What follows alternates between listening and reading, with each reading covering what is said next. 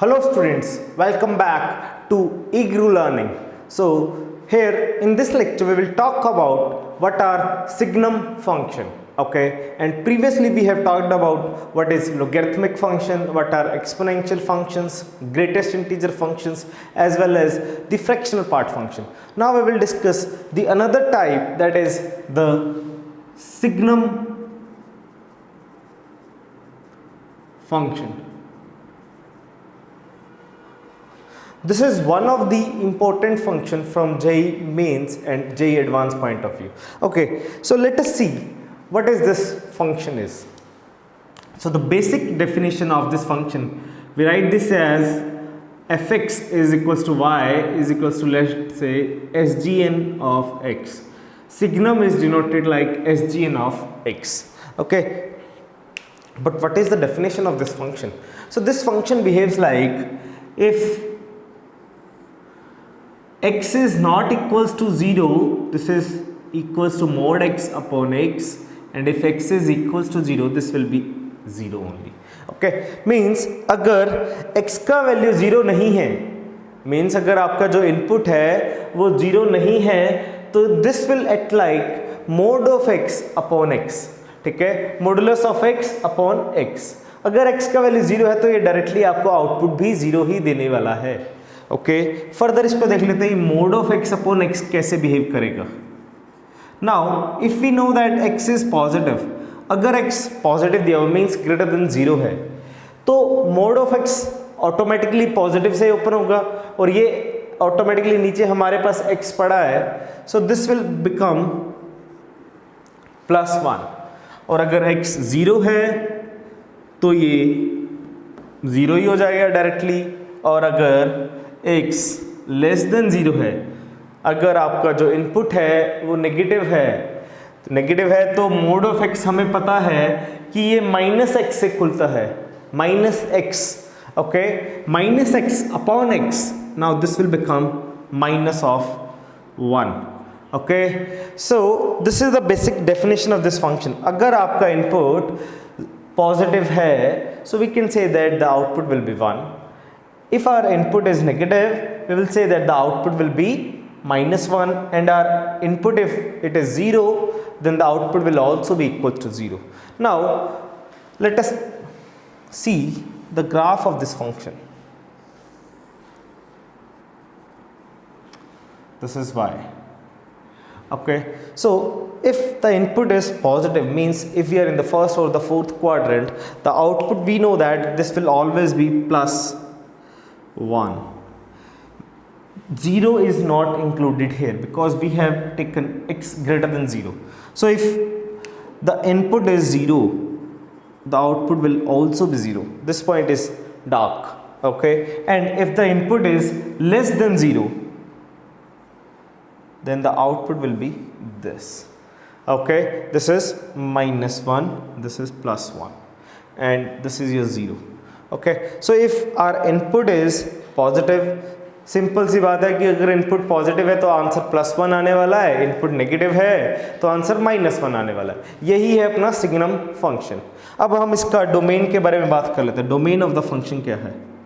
Domain of the function तो सारे real numbers हैं, मतलब इनपुट तो हम कुछ भी डाल सकते हैं, चाहे आप 0 इनपुट डालो, चाहे पॉजिटिव डालो, चाहे नेगेटिव डालो. ये सुनो, अब हम बात कर लेते हैं range of the function. Range of the functions में we have the 3 elements only. इसके पास 3 ही आउटपुट्स हो सकते हैं, -1, 0 एंड 1. सो रेंज में मैंने करली ब्रेसेस का यूज़ किया. Curly braces means these are the 3 elements inside this, means इसके अंदर सिर्फ 3 ही एलिमेंट्स होंगे आउटपुट में. दैट मीन्स रेंज में 3 ही एलिमेंट्स हैं जो फंक्शन आउटपुट ले सकता है. Okay, now let us talk about now the questions based on signum function. ये तो बेसिक डेफिनेशन था कि सिग्नम होता क्या है, कैसे काम करता है. ओके, अब इस पे देख लेते हैं कि क्वेश्चंस कैसे बन सकते हैं जेईई मेंस में और एडवांस में. Okay, late us discuss one question.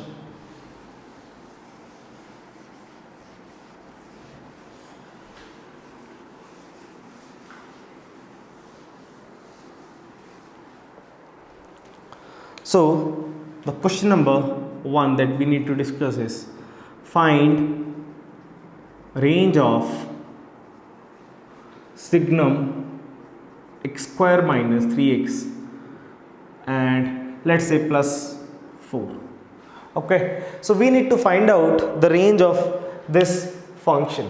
Okay, so how to get the range of these type of functions? Okay, basically मुझे इसका रेंज निकालना है. Okay, इसका रेंज डिपेंड करेगा कि जो इनपुट है सिग्नम के अंदर. So the solution will goes like this. जो इनपुट है x square minus 3x plus 4, we need to check क्या ये पॉजिटिव होगा, कब नेगेटिव होगा और कब ये जीरो होगा. Yes, okay. सो ये जो हमें क्वाड्रेटिक दिया हुआ है, हम इसको एक बार y मान लेते हैं. ओके, अगर इसको हमने y माना, सो वी नो दैट इसका डिस्क्रिमिनेंट निकाल के देखते हैं. a तो पॉजिटिव है ना इस क्वाड्रेटिक के लिए, a पॉजिटिव है. इसका d निकाल के देखते हैं. d is minus 3 square minus 4 times 4, b square minus 4ac, hence this is 9 minus 16, this comes out to be minus 7. अब इस क्वाड्रेटिक का जो d है that is lesser than 0, that means a positive and d negative. So we know that when the case is a positive and d negative, this is a positive case and d negative, so the graph will always be upside of x-axis. That means ये graph हमेशा x axis से ऊपर ही रहने वाला है. अगर ये graph हमेशा एक्स एक्सिस से ऊपर रहेगा तो ये जो इनपुट है हमारा या आउटपुट जो y बोल सकते हैं ये हमेशा पॉजिटिव रहने वाला है. तो सिग्नम के अंदर पॉजिटिव क्वांटिटी पड़ी है. दैट मीन्स पॉजिटिव क्वांटिटी चाहे कितना भी वैल्यू है, मुझे उससे कोई मतलब नहीं है कि कितना वैल्यू है इसका. ठीक है, तो इसके अंदर ये पॉजिटिव क्वांटिटी पड़ी है. सिग्नम के अंदर पॉजिटिव वैल्यू मीन्स आंसर इसका क्या हो जाएगा, 1. हेंस रेंज में सिर्फ एक ही एलिमेंट होगा अब इस फंक्शन का, that is only 1. Okay, this is how we can solve the questions based on signum. Okay, now let us discuss some more questions.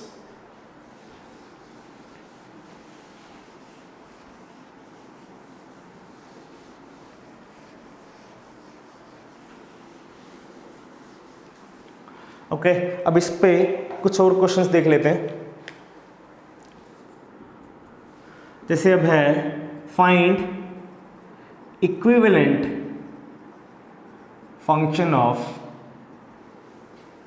y equals to signum of logarithm of mod x to the base e. Okay, अब ये question दिया हुआ है, मुझे इसका equivalent definition या equivalent function निकालना है. अब इसका इक्विवेलेंट फंक्शन कैसे निकालेंगे? सिग्नम के अंदर जो इनपुट है वो लोगैरिथमिक फंक्शन है. ठीक है, पहले हम लोगैरिथमिक फंक्शन का ग्राफ बना लेते हैं. लोगैरिथम, और वो भी उसके अंदर मोड ऑफ x है. यस, log x का ग्राफ पता है हमें when base is greater than 1, because base e है. अब बेस तो 1 से बड़ा है ना, e का वैल्यू 2.71 होता है. वी नो दैट कि बेस लोगैरिथम का 1 से बड़ा है तो ग्राफ हमेशा ऐसे इंक्रीजिंग ग्राफ होना चाहिए. सो ये हम इंक्रीजिंग ग्राफ मान लेते हैं. इसको कुछ अलग फंक्शन ले लेते हैं. Let suppose g of x is equals to log of x to the base e. ठीक है, अब अगर मॉडुलस है तो यहाँ पे नेगेटिव में भी बनाना पड़ेगा हमें.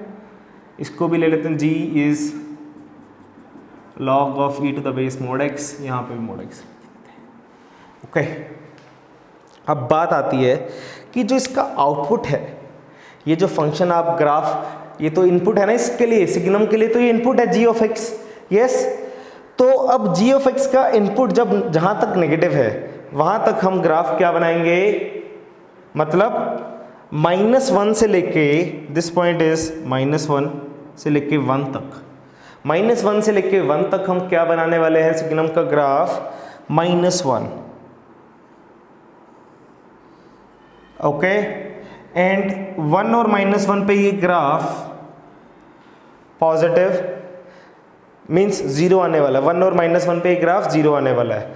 और बियॉन्ड 1 ये ग्राफ का वैल्यू ये होगा आपका डैश, ये ग्राफ ऐसे, इधर ऐसे, this is the value 1. Okay, so ये जो ब्लू में जो हमने ग्राफ बनाया है इन शेड ब्लू, ये आपका ग्राफ हो जाएगा signum of logarithm of base number is mode of x। Okay, ये बात समझ में आ रहा है कि हम क्या कर रहे हैं। पहले हमने इनपुट देखा कि इनपुट बिहेव कैसा कर रहा है। इनपुट बिहेव कर रहा था, लोगैरिथमिक फंक्शन था मोड x में, तो ये ग्राफ होगा और ये ग्राफ होगा। ये ग्राफ हमने क्यों बनाया है? बिकॉज x अगर नेगेटिव भी होगा, मोड x उसको पॉजिटिव बना दिया। That means this graph will be mirror image about the y axis. ठीक है, ग्राफ बना लिया। अब हमें सिग्नम क्या देता है? आउटपुट या तो 1, -1 या 0। अब -1 कहाँ पे होगा? जब आपका ये पूरा वैल्यू नेगेटिव होगा। ये पूरा वैल्यू नेगेटिव -1 से 1 के बीच में आ रहा है, और -1 और 1 पे इसका वैल्यू 0 आ रहा है, तो यहाँ पे इसका आंसर 0 हो जाएगा। ब्लू डॉटेड डार्क है, और उसके बाद ऊपर या तो ये 1 इस साइड हो जाएगा और 1 इस तरफ हो जाएगा।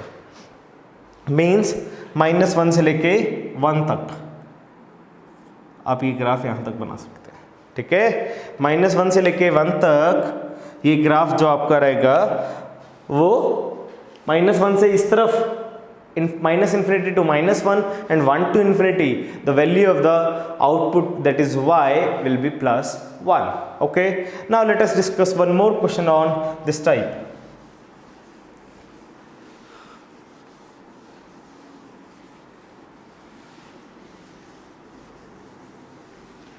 चलिए अब हम दूसरा क्वेश्चन डिस्कस कर लेते हैं। इस पे हमें दिया है कि y is equals to signum of x³ - x।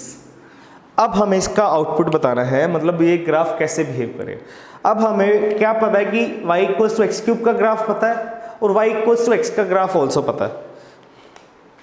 तो हम एक रफ स्केच बनाते हैं। ठीक है, इक्विवेलेंट डेफिनेशन देना है हमें। तो equivalent definition means you need to break this function कि कब ये कौन सा वैल्यू लेने वाला है। ठीक है, तो x³ - x, पहले अगर मैं x³ का रफ स्केच बना दूं तो this is the graph of x³ -x, y equals to x line. अगर मैं y equals to x line बनाता हूं तो ये ऐसे होगा। ये पॉइंट होगा जहां पे ये मीट करें, दिस इज 1 और -1। ठीक है, दैट मीन्स 0 to 1, 0 पे अगर जब अपना x 0 होगा, पहली बात तो जब x 0 होगा, x³ - x का वैल्यू 0 होगा, तो सिग्नम का आउटपुट भी 0 आने वाला है। यस, हाँ जी। अब 0 से 1 के बीच में x वाला ग्राफ ऊपर है, तो मीन्स ये क्वांटिटी नेगेटिव होने वाला है। अगर 0 से 1 के बीच में बात करें, 0 से 1 के बीच में बात करते हैं तो x का ग्राफ ऊपर है, ये क्वांटिटी नेगेटिव है, सिग्नम के अंदर नेगेटिव फंक्शन, दैट मीन्स -1। यहाँ तक का बात खत्म हो गया। अब 1 से इधर के बारे में बात कर लेते हैं। 1 से इन्फिनिटी तक, 1 से इन्फिनिटी तक x³ का ग्राफ x से बड़ा है, तो दैट मीन्स ये वैल्यू पॉजिटिव लिखा हुआ है।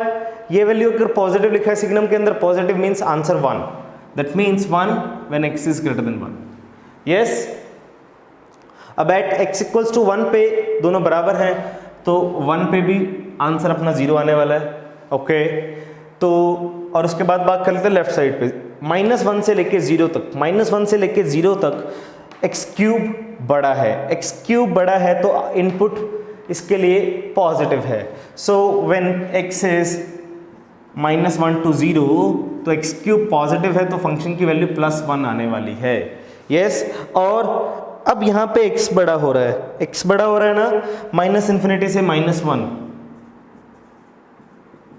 यस, ये वैल्यू x बड़ा है तो ये फंक्शन नेगेटिव हो जाएगा अंदर, तो दिस इज -1, और -1 पे दोनों की वैल्यू 0 हो जाएगी, तो यहाँ पे भी ये बन जाएगा। अब अगर हमें इक्विवेलेंट फंक्शन का ग्राफ बनाना है तो कैसे बनाएंगे? हमने इनपुट चेक कर लिया, अब हमारे ये हमने फंक्शन स्प्लिट करके रख लिया है। So let's plot the graph of this. -∞ से -1 तक ये है आपका -1, लेट्स से ये है 1। -∞ से -1, दिस ग्राफ इज -1। -1 से 0, ये ग्राफ ये आने वाला है। ठीक है, 0 पे डार्क यहाँ पे हो जाएगा, -1 पे भी ऐसे डार्क है और 1 पे भी डार्क है। ठीक है, ये यहाँ पे ओपन रहेगा, और 0 से 1 के बीच में ग्राफ का वैल्यू है फिर से -1। ओके, एंड 1 से बड़ा मीन्स ग्रेटर देन 1, तो इसका वैल्यू है ऐसा, तो ये ग्राफ चलेगा ऐसे। So this is the graph of equivalent function of y is equals to signum of x cube minus x। So student इस टाइप से हम फंक्शंस के graph based on signum functions break कर सकते हैं और उनका इक्विवेलेंट डेफिनेशन फाइंड आउट कर सकते हैं। मींस इनपुट कब पॉजिटिव हो रहा है, कब नेगेटिव हो रहा है, कब इक्वल्स टू 0 हो रहा है, आउटपुट आपके 0, -1, +1 चेंज होते रहेंगे। यस और no? So now I hope students you are pretty clear about how to define or how to get the equivalent definitions of signum functions. So if you like my video, kindly subscribe the channel and share as much as possible so that the more students that are preparing for JEE mains or advanced will get help from this lectures. Thank you.